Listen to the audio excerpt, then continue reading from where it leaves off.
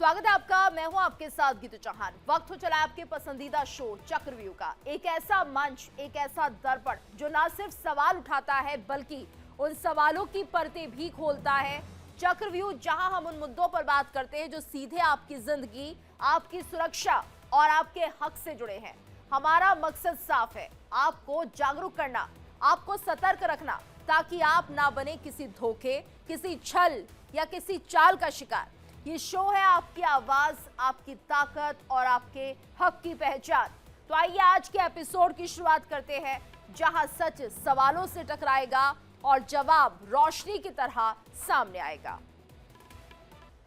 तो चक्रव्यूह में आज हम बात करेंगे दिल्ली एनसीआर में बसने का सपना देखने वालों से। नोएडा और ग्रेटर नोएडा में होने वाली अवैध वसूली की और इस क्षेत्र में सैकड़ों बिल्डर्स ऊंची ऊंची रिहायशी इमारतें खड़ा कर रहे हैं, जिनमें रहने वालों के साथ बिजली बैकअप के नाम पर ब्लैकमेलिंग का खेल चल रहा है, जिसका नमूना इरोज संपूर्ण सोसाइटी में देखने को मिल रहा है। आप भी देखिए कैसे यहां रहने वालों से पावर बैकअप के नाम पर वसूली की जा रही है।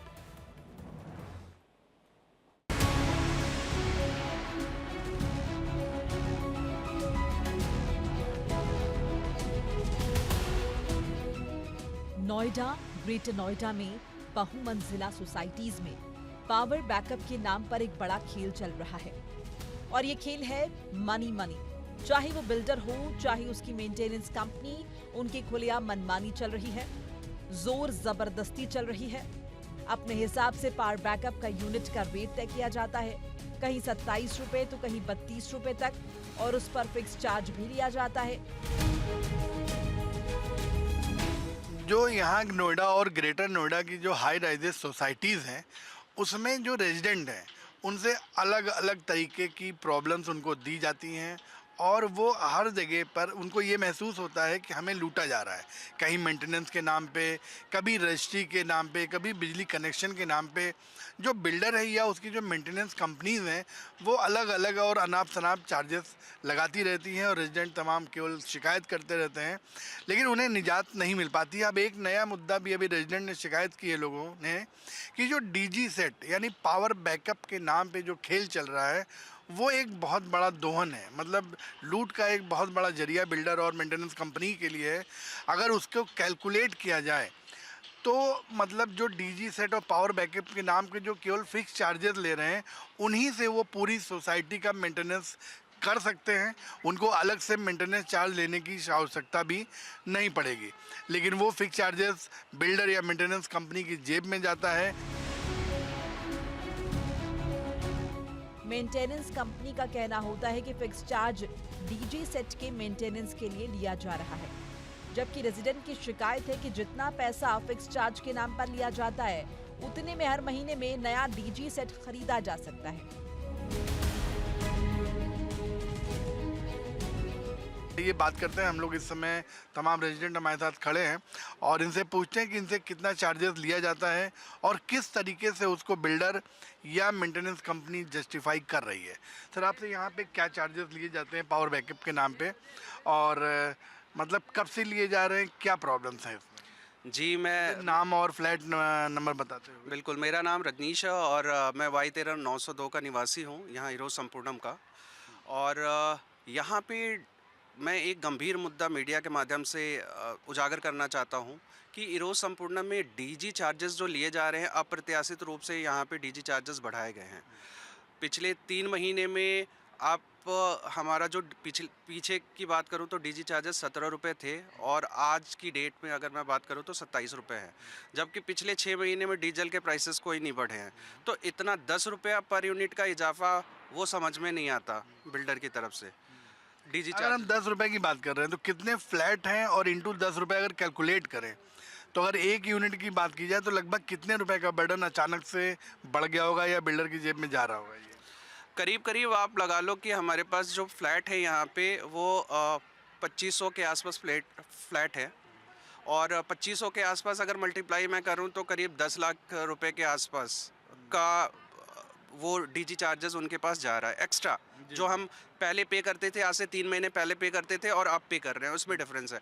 दूसरा, एक इन्होंने फिक्स चार्जेस लगा रखा है। फिक्स चार्जेस वो 6 रुपये 30 पैसे लेते हैं। ₹6.30 का अगर हिसाब में फ्लैट के हिसाब से दूँ यहाँ पे, तो वो करीब करीब 5.5 लाख रुपए जा रहा है, जो कि एक्स्ट्रा जा रहा है, जिसमें वो एक नया डीजी सेट ला सकते हैं। तो ये 6.5 रुपए किस नाम पे लेते होंगे ये लोग? ये 6.5 रुपया ये फिक्स चार्जेस के नाम पे लेते हैं कि हम डीजी मेंटेन कर रहे हैं आपके। और यहाँ पे सारे रेसिडेंट्स जो है वो त्रस्त हैं, क्योंकि यहाँ पे आए दिन लाइट 1-1 घंटे चली जाती है, डीजी पे चला जाता है, जबकि एनपीसीएल की तरफ से कोई भी ऐसा इन्फॉर्मेशन हमारे पास नहीं रहता कि हम लाइट काट रहे हैं, या एनपीसीएल की तरफ से लाइट भी जाती है तो 15 मिनट के लिए जाती है, लेकिन यहाँ पे डीजी 1 घंटे चलते रहते हैं। तो वो क्या होता है कि यूनिट बढ़ाने के चक्कर में ये डीजी स्टार्ट कर देते हैं और हमारे वहाँ से पैसे कटने स्टार्ट हो जाते हैं।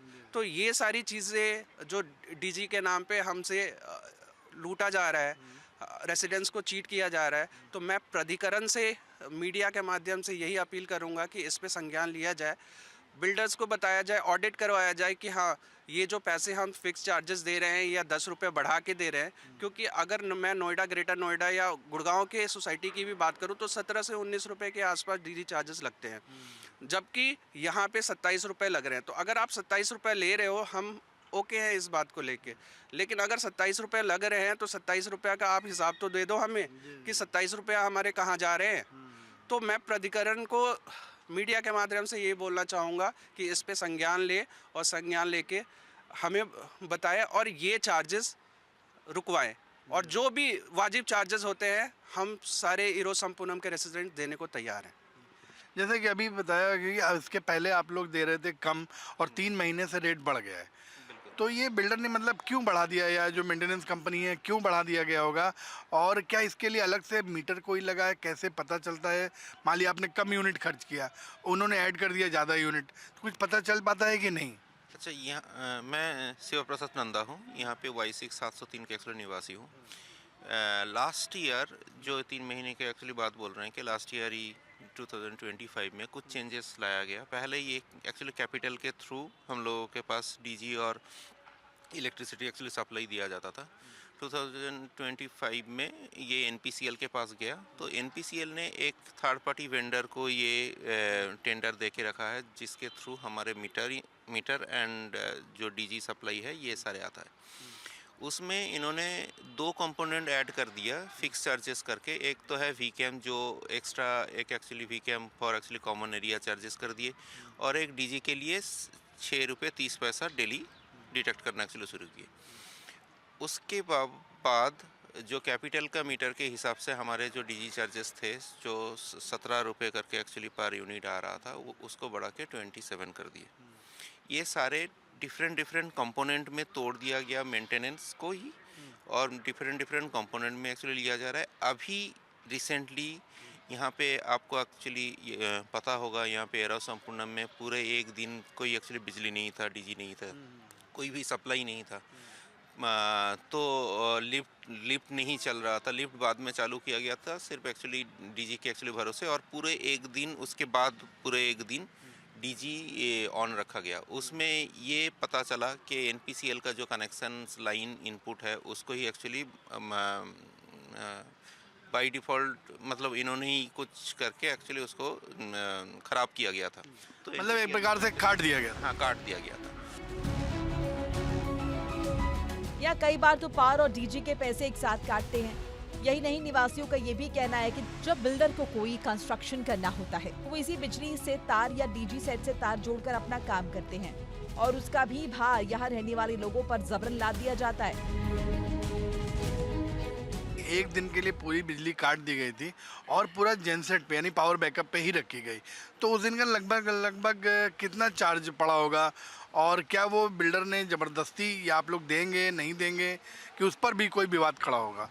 नहीं सर, विवाद तो कोई खड़े नहीं है, वो हमें देना ही देना है, क्योंकि आई थिंक सुबह 9:30 के आसपास से लाइट चले गए थे, और ये जो इनपुट है ये बंद कर दिया गया था, और ये पूरी मेंटेनेंस का दादागिरी है, क्योंकि उनको पता था कहाँ से बंद।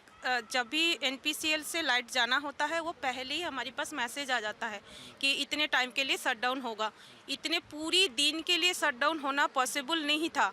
वो भी डीजी जो चल रहे थे ओनली बोलने के बाद हमें लिफ्ट को दिया गया था, घर में मतलब घरों में नहीं लगे। नहीं था। घरों में तब आए जब पहले एसएचओ सर आए, उनसे नहीं हो पाया। फिर जब एसीपी आए तब जाके पहले ये डिस्प्यूट हुआ कि हमारे पास डीजल ही ख़त्म हो गया। फिर एसीपी सर ने जो भी जैसे भी तरीका निकाले हैं, बहुत सारे डीजल मतलब बैरल के बैरल भरे हुए थे, वो वहीं पर मतलब सब लोग गया और फिर डीजी चालू हुआ। एक एक करके हमारे पास डीजी आए, पर ऐसे क्या इनपुट सप्लाई में वो जाके बंद किया कि पूरी दिन ऑलमोस्ट 24 आवर्स हमारे पास लाइट नहीं था। और ये काम क्या मेंटेनेंस कर सकते हैं? ये क्या उनकी राइट्स में आप लोगों ने क्या फिर एनपीसीएल से कंप्लेंट किया इस पर? सर, पहली बात तो मैं ये बोलना चाहती हूँ, हमारी ये निजी कनेक्शन है, मल्टीपल कनेक्शन है। हम ले चुके हैं, अक्टूबर महीने में से शुरू हो चुके हैं हमारी कनेक्शन। तो हमारे इस पास तो ये राहत होना चाहिए था कि ठीक है, मेंटेनेंस अगर अपना मनमानी कर रहे हैं, कम से कम बिजली तो अपने है। इस बिजली को बंद करने की राइट्स उनको किसने दिया? और ये जो अभी हमारी साथियों ने बोला है 17 से 27 रुपये, इसका एक पर्टिकुलर बैकअप होना चाहिए। आप हमारे पास कोई इन्फॉर्मेशन सर नहीं आते हैं कि आप 10 रुपये किस लिए बढ़ा रहे हो। हमारे पास प्रेसिडेंट है, पूरी एओ टीम बैठे हुए हैं, वो लोग भी क्या कर रहे हैं मुझे समझ नहीं आ रहा है। कभी कुछ बढ़ा देते हैं, मेंटेनेंस को बोल देते हैं कि भाई मेंटेनेंस कर रहे हैं, फिर आप लोग किस बात के लिए हो? फिर आप लोग रिजाइन करो। नहीं, और इलेक्शन भी होने नहीं दिया जा रहा है। तो ये मुझे कभी कभी लगता है मेंटेनेंस और हमारी एओ की मिली भगत है। नहीं तो एओ जब प्रेजेंट है, इतने मनमानी सर कैसे हो सकता है? मतलब पहले तो बिना information, NPCL is a government power company, तो वो पहले देते हैं इन्फॉर्मेशन। सो उस दिन विदाउट एनी इन्फॉर्मेशन लाइट काट दी गई। हमें लगा बैकअप देंगे, क्योंकि यहाँ पे मैक्सिमम लोग जो हैं दे वर्क फ्रॉम होम, ठीक है, तो उनको तो कंप्यूटर वो सब चाहिए, बच्चे भी रहते हैं पढ़ने के लिए, बुजुर्ग रहते हैं। तो हमने वेट किया, लाइट नहीं आई। फिर कुछ टाइम बाद उन्होंने कॉमन एरिया का दिया शुरू किया, नहीं तो फिर लिफ्ट भी नहीं चल रहे थे। हमें उस दिन लगभग 20 आवर्स के आसपास हम अंधेरे में रहे। जैसे रात हो गई, लोग बाहर भी आ गए सारे, जाके रोड पे, मेन रोड भी, वहाँ पे भी जाके बैठने लग गए। तो ये हम सभ्य सोसाइटी में रहते हैं, समाज में रहते हैं, तो ये चीज़ें अनएक्सेप्टेबल है कि मतलब बढ़ाया जा रहा है चार्जेस कुछ बिना इन्फॉर्मेशन के। वो हम दे भी रहे हैं, फिर भी हमें उस हिसाब के फैसिलिटीज़ नहीं मिलते। बेसमेंट का हाल देख लीजिए, लिफ्ट का तो पूछिए ही मत। तो ये सब समस्या हम झेल रहे हैं यहाँ पे। ग्रेटर नोएडा के इको विलेज में भी कुछ ऐसा ही खेल चल रहा है जैसा इरोज संपूर्णम सोसाइटी में चल रहा है। बिजली और डीजी सेट का पैसा एक साथ लिया जाता है। अगर कोई ये भी कहे कि मुझे पावर बैकअप नहीं चाहिए, तो भी मेंटेनेंस कंपनी के द्वारा उसके घर की बिजली काट दी जाती है और पूरी तरीके से मनमानी है, जो जबरदस्ती है। फिक्स चार्ज के नाम पर यहाँ 177 रुपए लिए जाते हैं प्रति फ्लैट, जो कि बहुत ज्यादा है। तो इस तरह से यहाँ के निवासियों को पावर बैकअप के नाम पर पहले ब्लैकमेल किया जाता है और उसके बाद उन्हें ऊंचा दर देने के लिए मजबूर किया जाता है।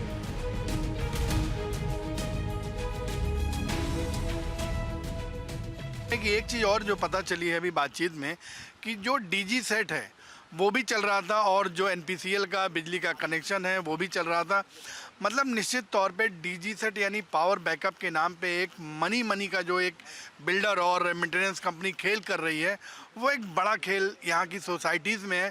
क्योंकि अगर एनपीसीएल का मीटर चल रहा है यानी बिजली चल रही है और वो भी पैसा कट रहा है, और जो डीजी सेट है पावर बैकअप के नाम पे वो भी पैसा कट रहा है, यानी एक रेजिडेंट दो तरफ पेमेंट कर रहा है। जब लाइट आ रही है तो फिर डीजी सेट की ज़रूरत क्या है? तो इन लोगों ने बताया कि जब पूछा गया तब उन्होंने बताया कि हम तो उसको टेस्टिंग कर रहे हैं, यानी टेस्टिंग का भी चार्ज रेजिडेंट भर रहा है। यानी कितना रेट, कितनी यूनिट, ये सब एक घोटाला है और शायद लोगों को इसका कोई जवाब अभी नहीं मिल पाया। ये लोग अथॉरिटी और डिप्टी रजिस्ट्रार से इसकी शिकायत कर रहे हैं कि जिससे कि इस पर एक लगाम लग सके। इंडिया डेली के लिए वीडियो जर्नलिस्ट मृत्युंजय के साथ संतोष पाठक, ग्रेटर नोएडा। इरोज संपूर्णम सोसाइटी की तरह इको विलेज के लोग भी परेशान हैं। जिस तरह इरोज में पावर बैकअप लेने के लिए वहां के निवासियों को मजबूर किया जाता है, कुछ वैसी ही शिकायत इको विलेज में रहने वाले लोगों की भी है। कुछ लोगों का यहां तक कहना है कि जो पावर बैकअप लेने से इनकार करते हैं, उनके घर की बिजली काट दी जाती है और उन्हें तरह तरह से परेशान किया जाता है।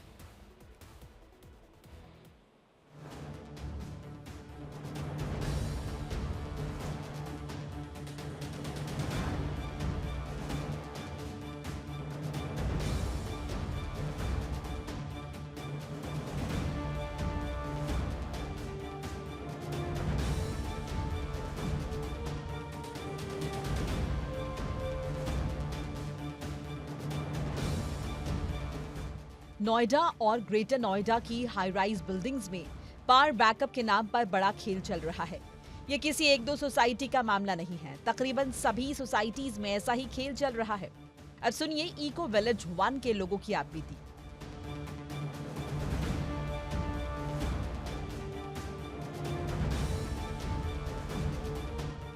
उसमें बहुत ज़्यादा महंगा है, कभी देता है कभी नहीं देता है। और उसके बाद में इसका रोड बढ़िया ड्यूटी नहीं है। और उसके बाद में बिल्डर और ये वो सब लूटता है सब। यहाँ पर कोई मेंटेनेंस नहीं ढंग से है।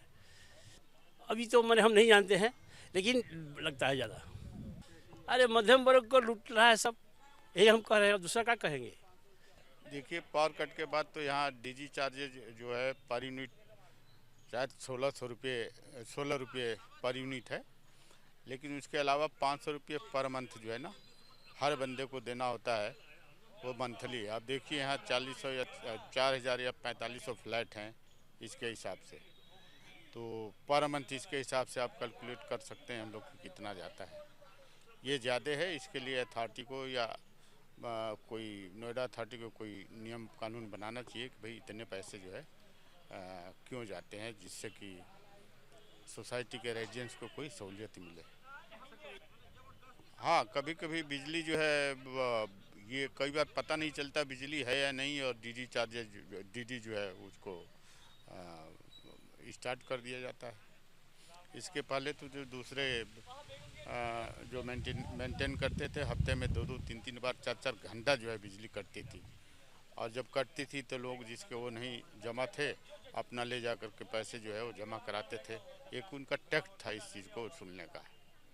जो कॉमन जो अपना फैसिलिटी है, ठीक है, ये बिल्डर के द्वारा कभी कभी बंद किया जाता है, कभी कभी जो है ना उसमें अलग अलग चार्जेज उसमें ऐड कर दिया जाता है। अब होता है क्या कि हम लोग क्या करें, हम लोग बीच में 9 से 10 सप्ताह तक जो है ना धरना प्रदर्शन किए उसके खिलाफ, ठीक है, वो कुछ सुधरा नहीं। उसके अलावा जो है ना मतलब पुलिस केस और ये सब केस जो है ना फंसाने के लिए कोशिश किया गया, ठीक है ना। और कोई जो उनके तरफ से कोई इनिशिएटिव नहीं लिया गया। अलग अलग अथॉरिटी जैसे नोएडा अथॉरिटी और पुलिस के पास गया, कोई सॉल्यूशन नहीं मिला। अल्टीमेटली हुआ क्या कि हम लोग जो है ना कंटिन्यू करते, पुलिस केस फंसाने के बाद जो सारे लोग जो रेजिडेंट इधर उधर से क्यों पुलिस केस में फंसना, ये केस जो है ना वापस फिर हम लोग नॉर्मल उसमें आ गए। फिर बीच में हुआ कि अभी आप लोग को पता लगा होगा कि बीच में जो है ना पूरा डार्क आउट हो गया था। फ्राइडे को पूरा ये पानी बिजली सब कट कर दिए। काफ़ी सारे पेशेंट रहते हैं, काफ़ी स्टूडेंट हैं, ठीक है, सब प्रभावित हुए। काफ़ी पूरा जो रोज की जो जनता थी पूरा त्रस्त थी, ठीक है। तो यहाँ पे काफ़ी जो कॉमन चीज़ है, जो बेसिक चीज़ है वो मिल नहीं रहा है, ठीक है ना, और हम लोग काफ़ी उससे प्रभावित हैं। चार्जेज उसका हर महीने का है 500 रुपया। तो वो 500 रुपया कभी कभी 2-3 महीना भी चल जाता है। अगर रेगुलर रहा यूपी सरकार का इलेक्ट्रिक सप्लाई तो फील नहीं होता है, लेकिन जिस दिन इरेगुलर होता है ना तो बड़ा तकलीफ होती है। चार्जेज उसका हाई है, उतना होना नहीं चाहिए। अब ये तो हमको पता नहीं है, वो 7 रुपया या 9 रुपया या 8 रुपया है, I don't exactly remember. Set का हमको पूरा पता नहीं है, इसलिए हम उसमें सही नहीं बता सकते हैं। लेकिन चार्जेज ज़्यादा हैं, हर महीना में 500 रुपया लग ही जाता है। हर महीने में 500 रुपया लग जाता है, इतना लोड कट सेट होता है ना कि लग जाता है। एग्जैक्टली हमें एक ऐप दिए गए हैं अभी after NPCL has come. Otherwise पहले वो कैपिटल मीटर था, हमें एक वेब लॉगिन करके देखना था। Transparency is the biggest problem here, that is what we are fighting. Actually media के सामने आने में यही एक कारण है, हमें ट्रांसपेरेंसी से कुछ भी इंफॉर्मेशन नहीं मिल रहा है। अफसोस है, प्रॉब्लम है नॉट ओनली दी बिल्डर और maintenance company and those guys, even our AOA बहुत सारे चीज़ें हमसे छुपाते हैं। वो बोलते हैं पब्लिक के सामने ये नहीं बताना है, so we are the people who are paying and we become public, so we are sidelined, like we are not answerable to them. That is the issue here. Actually the whole thing started when capital meter was there. कुछ flats में abnormal metering आ रहा था, आप अभी बता रहे हैं same case हुआ है और ये पकड़े गए हैं। उसके ऊपर नेम से कुछ इन्वेस्टिगेशन वगैरह वो करने लगे हैं, बट कुछ आंसर नहीं मिला, अभी तक हमें कुछ इन्फॉर्मेशन नहीं मिला। इको विलेज 1 सोसाइटी के लोगों ने बताया कि कई बार तो ये बिजली की फॉल्ट बताकर घंटों डीजे सेट पर सप्लाई देते हैं, जिससे कि उनकी वसूली और बढ़ जाती है। देखिए, ऐसा है कि हमारे यहाँ सोसाइटी में लगभग 19 रुपये पर यूनिट का चार्ज लिया जा रहा है डीजी सप्लाई का, और हमारी अन्य सोसाइटी जो हैं वहाँ पर भी गौर सौंदर्यम की हम बात करें तो 24 रुपये पर यूनिट है। इसी तरीके से गुलशन ईकेवाना सेक्टर 143 में भी यही चार्जेज हैं, 24 रुपये प्लस जीएसटी। तो ये एक भारी भरकम चार्ज जो है वो वसूला जा रहा है मिडिल क्लास के ऊपर। इस पर दुर्भाग्य की बात ये है कि हमारे यहाँ के जो जनप्रतिनिधि हैं ना तो वो बोलते हैं, ना प्राधिकरण कोई अंकुश लगा पा रहा है, ना जिला प्रशासन कोई अंकुश लगा पा रहा है। अरे भाई, आप इसको आमदनी का जरिया क्यों बनाते हैं? इसको आपको सिंपल चीज़ है कि कोऑपरेटिव बेसिस पर जो खर्चा आता है उसको इक्वली डिवाइड होना चाहिए, फ्लक्चुएशन होना चाहिए इसमें। लेकिन क्या किसी महीने और फिक्स चार्जेज भी लगा हुआ उस पर, तो आप डीजी के जो मेंटेनेंस है, डीजी रेंटल पे है, उसका पैसा आप फिक्स चार्जेज में ले रहे हैं पर किलोवाट में, और उसके बाद में जो आप चार्जेज लगा रहे हैं वो भी अनाप शनाप है। मैं समझता हूँ इस पर एक नियंत्रण प्रणाली विकसित करने की आवश्यकता है, जिससे कम से कम जनता को राहत मिले। और अभी मैं आज अखबार में देख रहा था, हमारे सांसद जी का बयान आया है कि भाई नोएडा के अंदर जो लोग रहते हैं वो अपने आप में बहुत प्राउड महसूस करते हैं। उनकी हालत देखिए, कितनी ईएमआई पे कर रहा है आदमी, कितनी महंगी स्कूल की फीस बच्चों की पे कर रहा है, और उसको राहत कहीं नहीं है। जो उसके बेसिक उसका घर है उसमें भी वो आज अगर स्थिति आप देखो, सोसाइटी मेंटेनेंस के चार्जेस ले लो, डीजी के चार्जेस लगा लो, तो ऐसा लगता है कि एक आदमी अपने अपने घर में 8,000, 7,000, 10,000 रुपये मेंटेनेंस चार्जेस पे कर रहा है। वो लगता है कि किराए के मकान में रह रहा है अपने मकान होने के बावजूद। मैं समझता हूँ इस पर सरकार को संज्ञान लेना चाहिए, प्राधिकरण को संज्ञान लेना चाहिए, और एक ऐसी प्रणाली, नियंत्रण प्रणाली विकसित करनी होगी कि भाई एक सर्टेन चार्जेज है, इससे ऊपर आप डीजी चार्ज वसूल नहीं कर सकते हैं। हाँ, मैंने निश्चित तौर पर यहाँ पर पहले गुप्ता साहब थे एग्जीक्यूटिव इंजीनियर, उसके बाद शिवम त्रिपाठी जी रहे, उनसे भी मैंने वार्ता की, उनको लिखा भी, उनको कहा भी मैंने कि भाई इसको आप नियंत्रित कराइए। और नियंत्रित कराने के साथ साथ सबसे बड़ी चीज़ ये है कि अभी मल्टी पॉइंट के नाम पर सरकार ने लूटा, वही डुअल मीटर, वही कलेक्शन एजेंसी रेडियस पहले थी, वही रेडियस आज भी कलेक्शन कर रही है, केवल सरकार के द्वारा होने लगा। और आपने 22,000 रुपये पर फ्लैट मीटर का चार्ज लगा दिया। पुराने मीटर आपने कहा ये डिसेबल्ड हो गए, ये बेकार हैं, वो लोगों के पास पड़े हुए हैं। इस तरीके की प्रणाली, आपके पास कोई ठोस योजना नहीं होती, आप आए और आपने करोड़ों रुपए मल्टी कनेक्शन के नाम पर वसूल कर लिया। सुविधाएं आज भी नदारद हैं। तो मैं समझता हूं सरकार को इसमें दखल देते हुए मिडिल क्लास को राहत देने के लिए कम से कम एक नियंत्रण प्रणाली बनाना और उसकी बायलॉज, उसके नियम बनाना जरूरी। अपार्टमेंट एक्ट में बहुत सारे संशोधन की आवश्यकता है, उसमें इस संशोधन को भी लाया जाना चाहिए।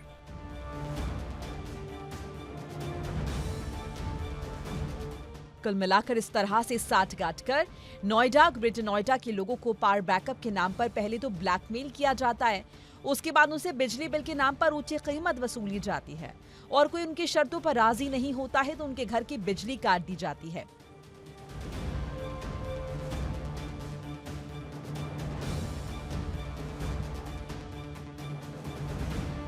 मैं शिव कुमार रंजन A1505 अजनारा होम्स में रहता हूं, और पिछले 6 महीनों से अजनारा लोटस जो मैनेजमेंट है उन्होंने मेरी बिजली काट दी है।